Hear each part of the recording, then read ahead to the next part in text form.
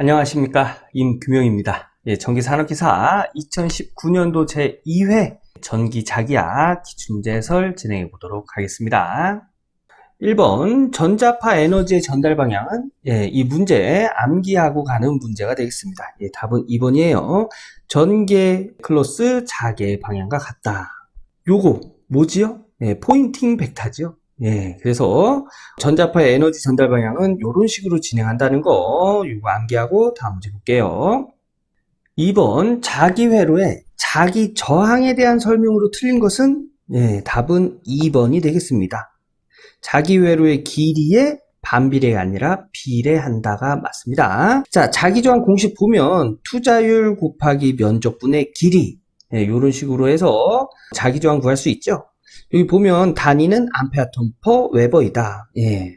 암페어톤 퍼 웨버 맞고요. 자, 자기의 길이는 자기 저항과 비례 관계에 있죠. 그죠? 요 분수의 분자와 결과값은 비례 관계입니다. 그래서 길이가 길어지면 자기 저항도 커지게 되어 있어요.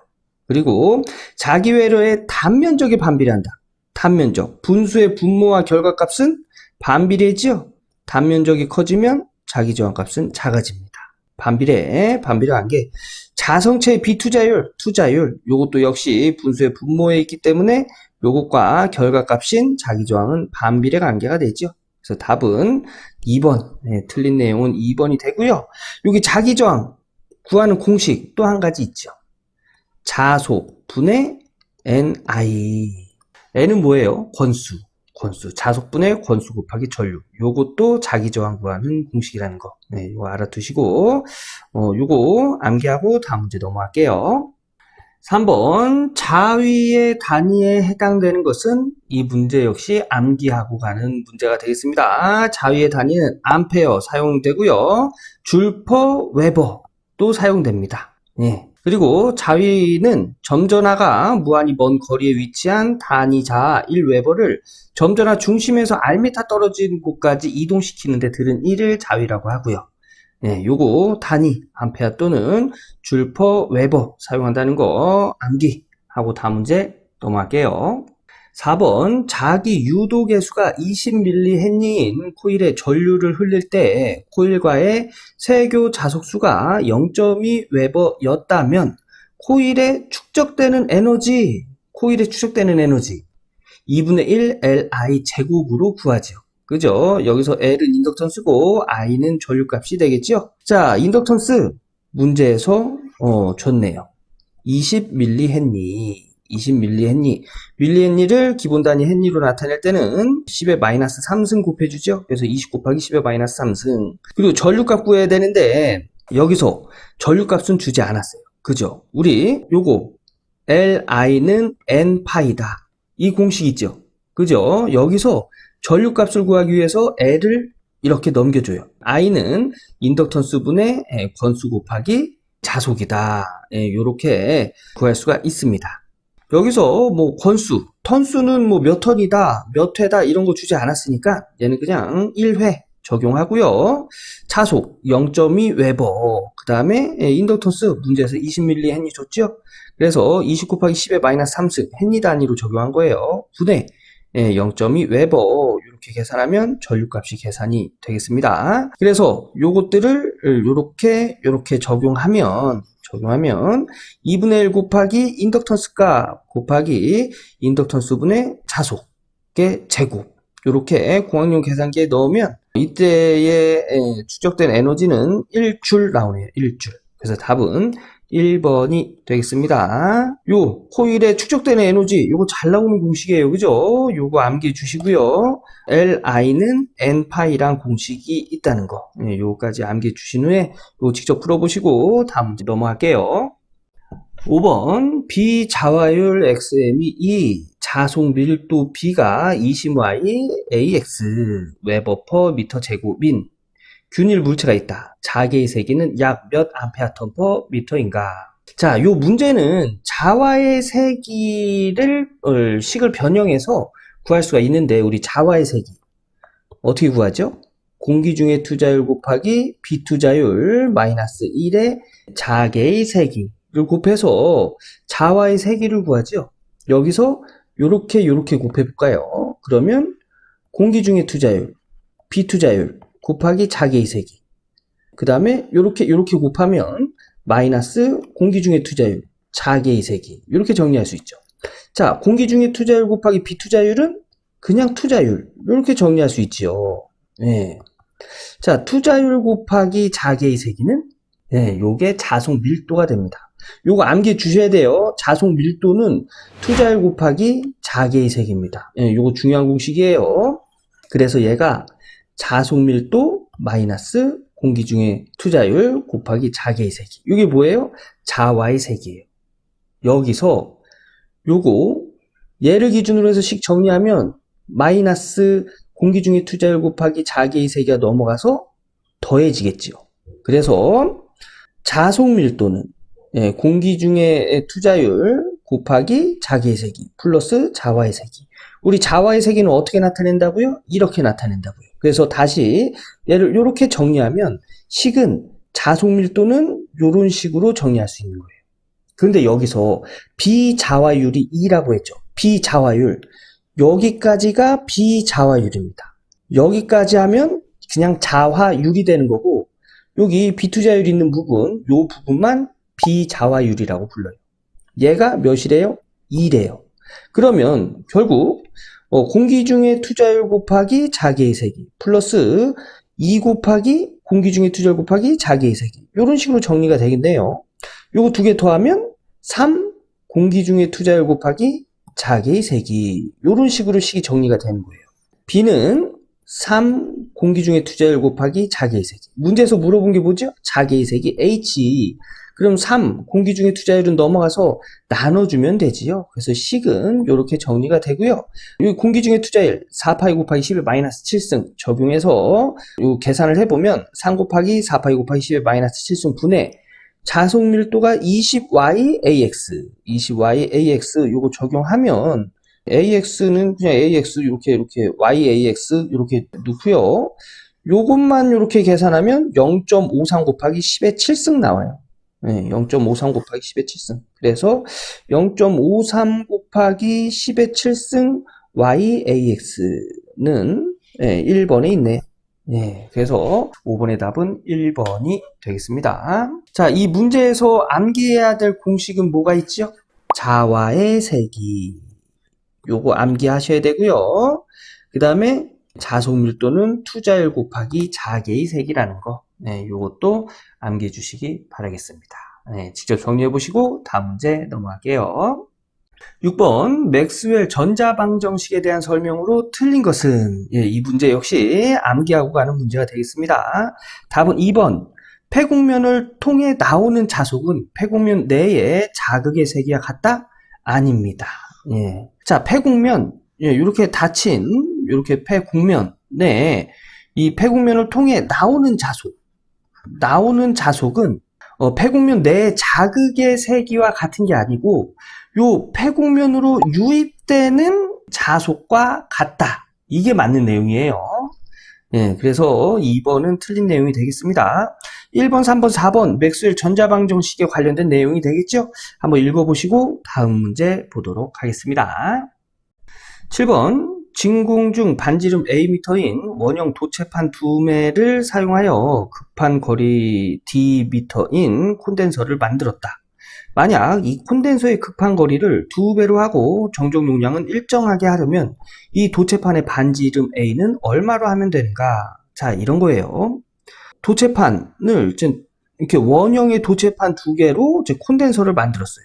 이렇게 콘덴서를 만들었는데 여기 극판의 간격을 2배로 한답니다. 이렇게 이 2배로 했을 때 여기서부터 여기까지의 거리가 2D가 되겠지요. 이 2배로 했었을 때 여기 정적 용량과 여기 정적 용량을 같게 하려면 이 원형의 반지름 A는 요 반지름에 얼만큼의 반지름으로 적용을 해야 되냐, 이런 내용이에요.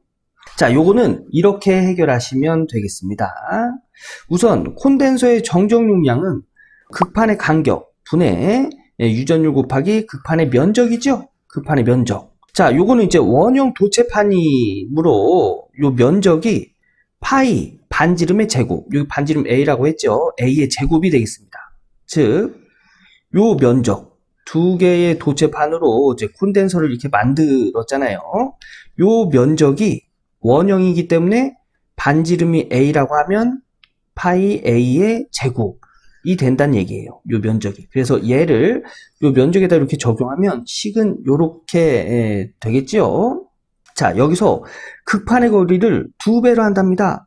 자, 2배로 하면 이때 정적 용량은 이게 2배로 한 정적 용량이에요. 간격의 2배이기 때문에 여기 뒤에 2배를 해줘야 되겠죠. 그런데 여기서 문제가 뭐예요?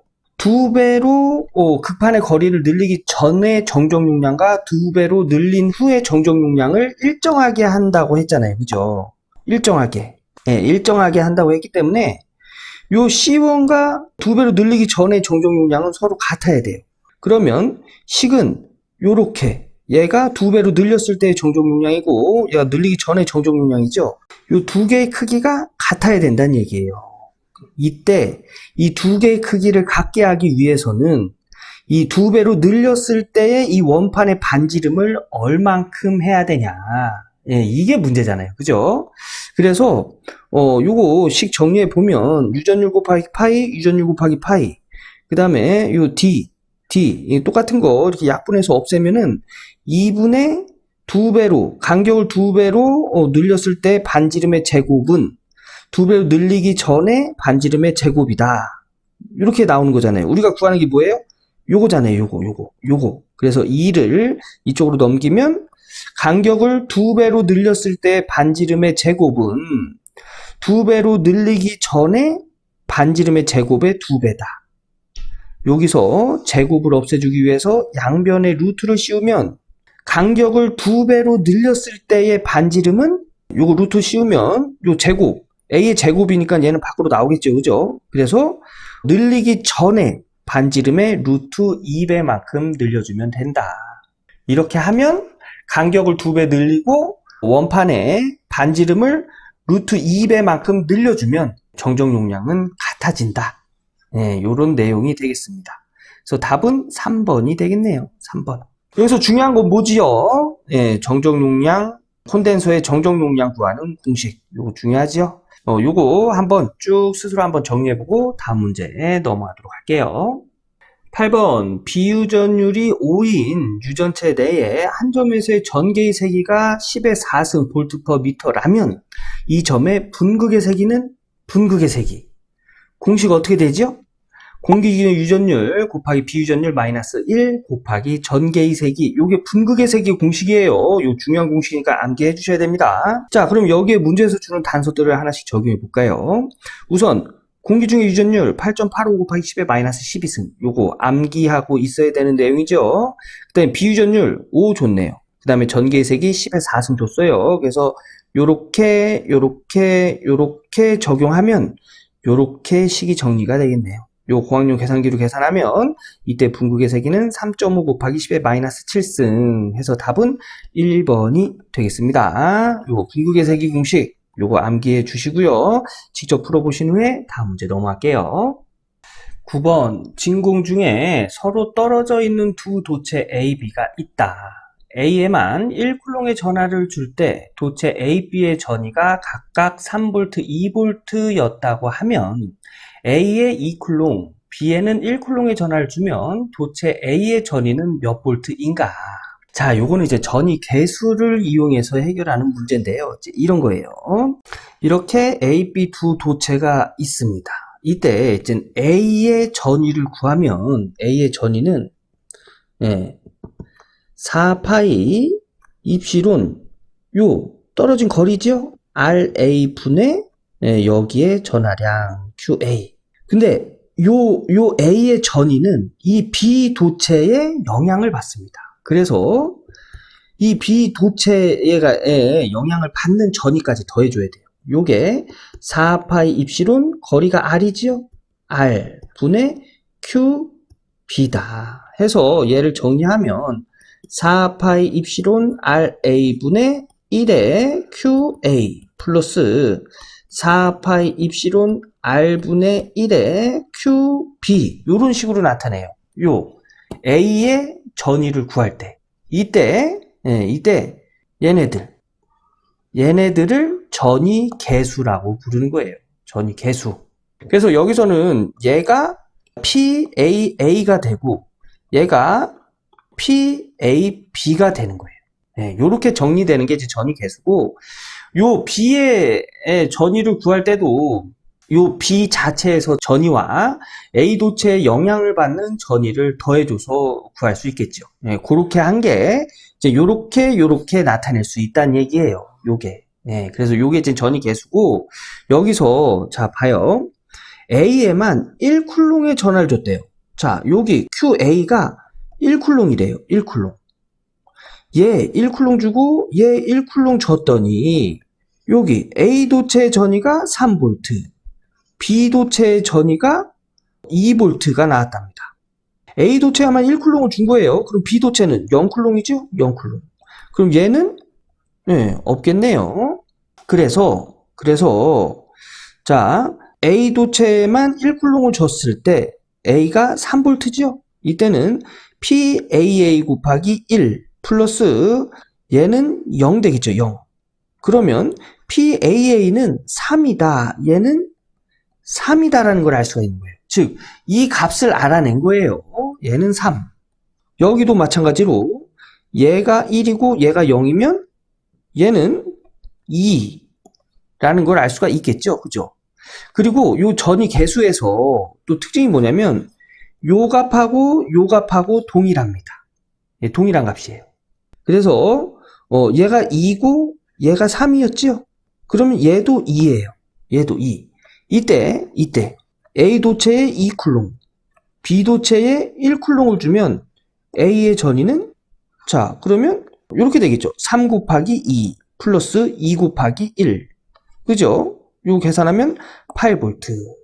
그래서 요 A 도체의 전위 언제 A 도체 2쿨롱, B 도체 1쿨롱의 전하를 주었을 때 A 도체 전위는 8V다 라는 걸 알 수가 있는 거예요. 처음에는 요거 헷갈릴 수 있어요. 헷갈릴 수 있는데 요거 여기에만 1을 적용하고 여기 1을 적용하니까 얘는 0, 0 되고 이때 전압 가지고 PAA, PBA를 구한 다음에 PBA는 PAB와 동일하다 라는 특징을 이용해서 여기 구한값 적용하고 A 도체 2쿨롱, B 도체 1쿨롱 해서 요 A 도체 전위를 구하는 거 요거 직접 해 보신 후에 다음 문제 넘어갈게요. 10번 자기 인덕턴스가 0.05헨리의 회로에 흐르는 전류가 매 초 500A의 비율로 증가할 때 자기 유도 기전력의 크기는 몇 볼트인가? 자, 요거는 패러데이 전자유도 법칙으로 해결할 수 있는 문제인데요.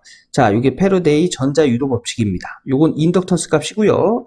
dt 시간의 변화량이에요. di 전류의 변화량입니다. 자기 인덕턴스 문제에서 0.05헨리 줬어요. 자, 시간의 변화량 여기는 매 초마다 1초가 변할 때마다 그러면 1초가 변할 때마다 전류가 얼마큼? 500A만큼 증가한대요. 그러면 1초마다 증가하는 전류는 500A. 여기다가 500 적용하는 거예요. 그래서 식은 이렇게 되겠죠. 요거 계산하면 마이너스 25V 이때에 유도되는 기전력의 크기는 25V다 라는 걸 알 수가 있는 거예요. 그래서 답은 2번이 되고요. 요 앞에 있는 구호는 전류의 방향입니다. 반대 방향. 그래서 지금 흐르는 전류의 반대 방향 쪽으로 기전력이 일어난다. 요런 내용이 되겠습니다.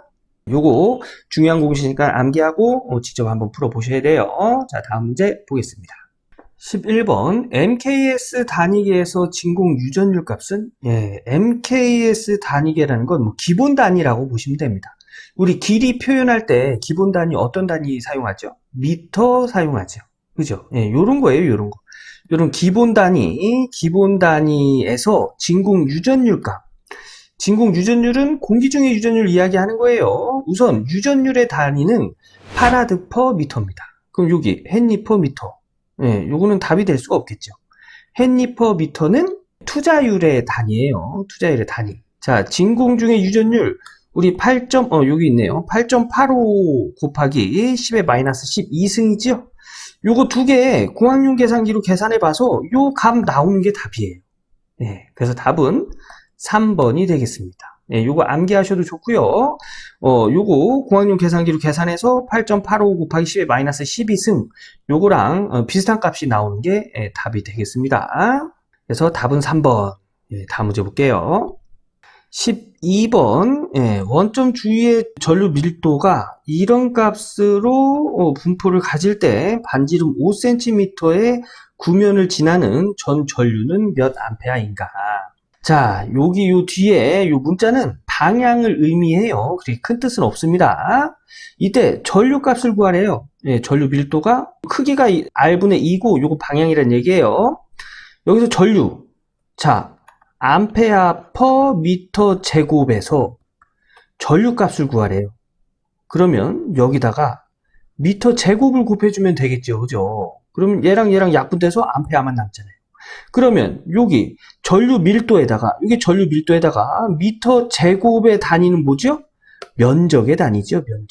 면적의 단위입니다. 그래서 전류는 전류 밀도 곱하기 면적을 곱해주면 전류 값을 구할 수가 있어요. 자, 전류 밀도의 크기는 R분의 2예요. 그죠? 그리고 면적은 요게 9잖아요. 9면 뭐예요? 공이죠. 공의 면적은 4파이 R로 구합니다. 네. 그래서 R분의 2 곱하기 4파이 R의 제곱 하면 답을 찾을 수가 있는 거죠. 근데 여기서 R이 반지름을 의미하죠? 여기 R도 반지름을 의미해요. 그래서 반지름 5cm. 5cm를 기본 단위 미터 단위로 바꿔주면 10의 마이너스 2승 적용해야죠. 그래서 우선 요게 전류 밀도 곱하기 여기 9의 면적 이렇게 곱하면 얘랑 이렇게 약분되겠네요. 요거 R의 제곱은 R이 2번 곱해진 거죠. 그래서 얘랑 요 제곱이랑 이렇게 약분이 되고 남은 건 2 곱하기 4파이 R. 그래서 2 곱하기 4파이 곱하기 R이 반지름 5 곱하기 10의 마이너스 2승 이렇게 곱해주면 답은 0.4파이 해서 4번이 되겠습니다. 전류 밀도에다가 면적을 곱해주면 전류값을 알 수 있다는 거 요거 단위만 봐도 이렇게 계산하면 전류값이 나온다는 거 아셔야 됩니다.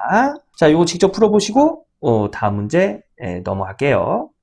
13번 유전체의 초전 효과에 대한 설명이 아닌 건 답은 1번이 되겠습니다. 자, 초전 효과가 뭐냐면 어떤 물체에 요렇게 물체에 열을 가해요.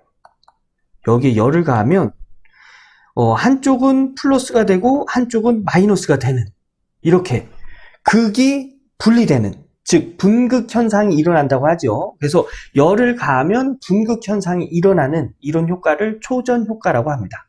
그러면 이 도체의 온도 변화와 관계가 있겠죠. 그죠? 그래서 틀린 거, 설명이 아닌 건 온도 변화에 관계없이 일어난다. 답은 1번이 되고요. 2, 3, 4번 한번 읽어보시고 다음 문제 넘어갈게요.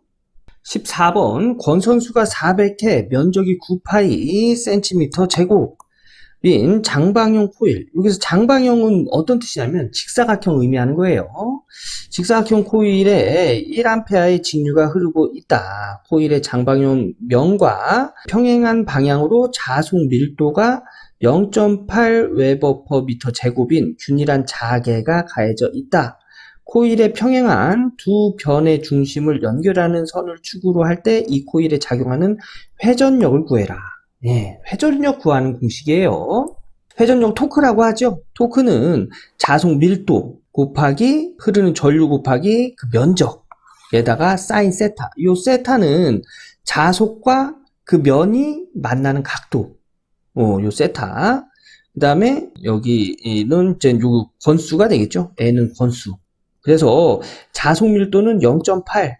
그 다음에 전류 I는 1A. 그 다음에 면적은 문제에서 9파이 cm 줬죠. cm 제곱을 미터 제곱으로 환산할 때는 10의 마이너스 4승 곱해줘야 돼요. 그리고 요거 이제 네모난 요렇게 네모난 여기 요 장방형 코일에서 이렇게 받은 거니까, 힘을 이렇게 받은 거니까, 여기 이 면과 평행하게 받은 거잖아요. 그죠?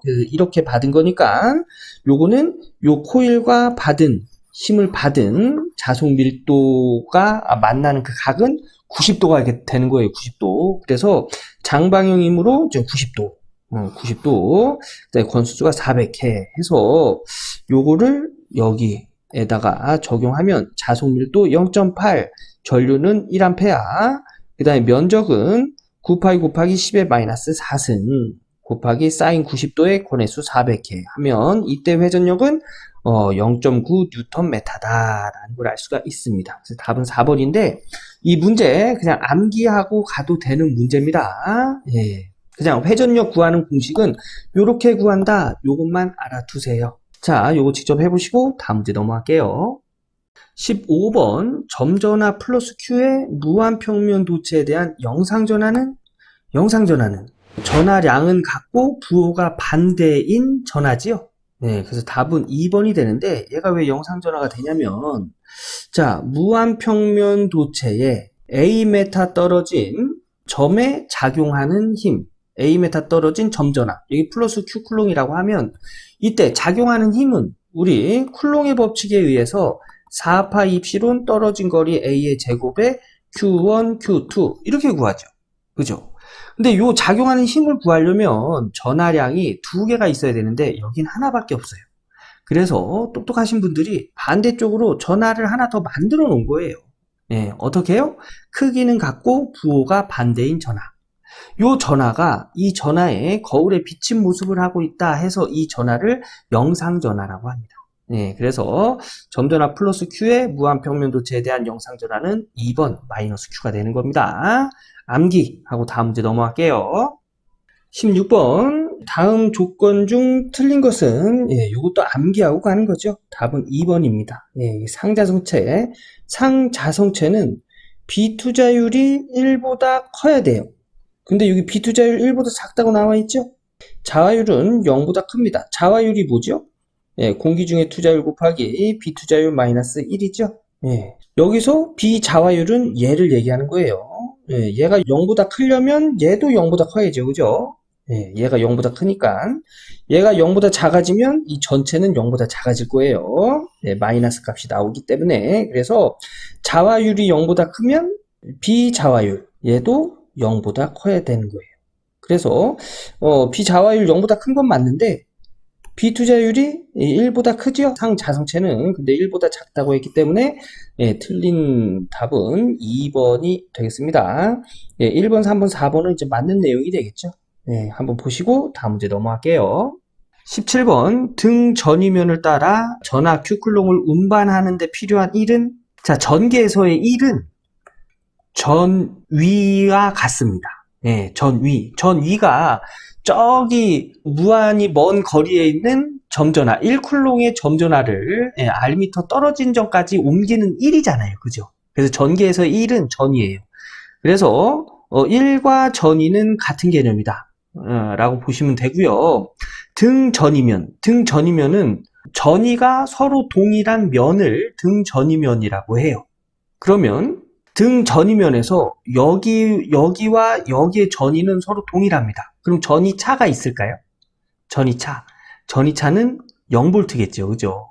0V란 얘기는 뭐냐면 여기서 이쪽으로 운반하는 1이 0이란 얘기예요. 0. 전기에서는 1을 전이라고 했죠. 그죠? 그래서 답은 1번 항상 0이다가 답이 되겠습니다. 암기하고 다음 문제 넘어갈게요. 18번 접지된 직교 도체 평면의 점전하 사이에는 몇 개의 영상전하가 존재하는가? 직각이라는 얘기죠. 그죠? 여기 이렇게 직교하는 무한 평판 도체에 점전하가 여기 있어요. 이때 영상전하는 이 전하와 동일한 크기의 부호가 반대인 전하. 여기도 전하. 이것과 또 비춰지는 전하. 이런 식으로 영상전하는 1개, 2개, 3개가 존재합니다. 그래서 답은 3번이 되겠습니다. 자, 암기하고 다음 문제 넘어갈게요. 19번 두 개의 코일에서 각각의 자기 인덕턴스가 0.35헨리, 0.5헨리 이고 상호 인덕턴스가 0.1헨리라고 하면 이때 코일의 결합계수는 약 얼마인가?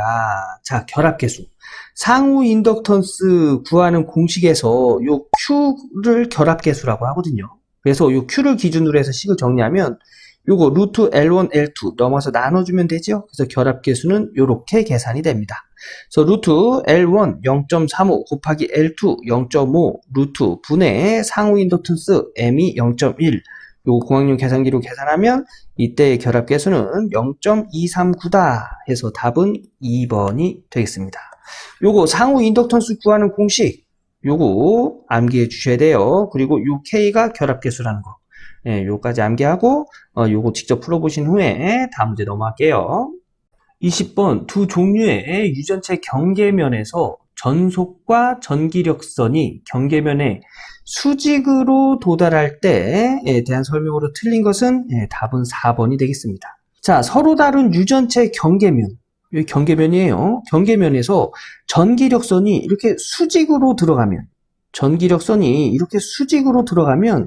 이때는 여기 뭐 유전율의 크기와 상관없이 밀도는 같습니다. 근데 여기는 전속선은 유전율이 작은 유전체 쪽으로 모이려는 성질이 있다라고 했죠. 그래서 틀린 내용이 되는 거예요. 그런데 이 내용이 아니고 수직으로 이렇게 들어갈 때가 아니고 이럴 때 여기 어떤 도체의 유전율이 입실론 1이라고 하고 외부의 유전율을 입실론 2라고 할 때 입실론 1이 입실론 2보다 크면 이때 전속선, 전기력선이 되겠죠. 전기력선은 어떻게 진행을 하냐면 이렇게 진행을 합니다. 요렇게 진행을 합니다. 요렇게 진행을 해요. 요런 식으로 요렇게. 이게 무슨 얘기예요? 유전율이 큰 쪽이 밀도가 더 높다는 얘기죠. 그래서 유전율이 큰 쪽으로 모이려고 하는 성질이 있어요. 그래서 4번은 틀린 내용이 되겠습니다. 뭐 꼭 그 유전체 경계면 수직으로 들어갔거나 뭐 이런 걸 떠나서 4번은 틀린 내용이 되는 거예요. 그래서 정답은 4번이 되겠습니다.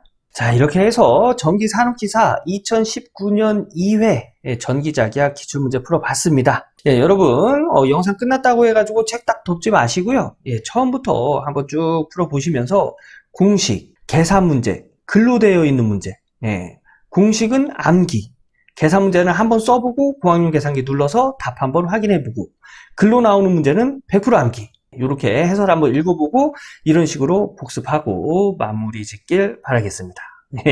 이번 영상은 여기까지 하고요. 저는 다음 기출문제 해설에서 인사드리도록 하겠습니다. 감사합니다.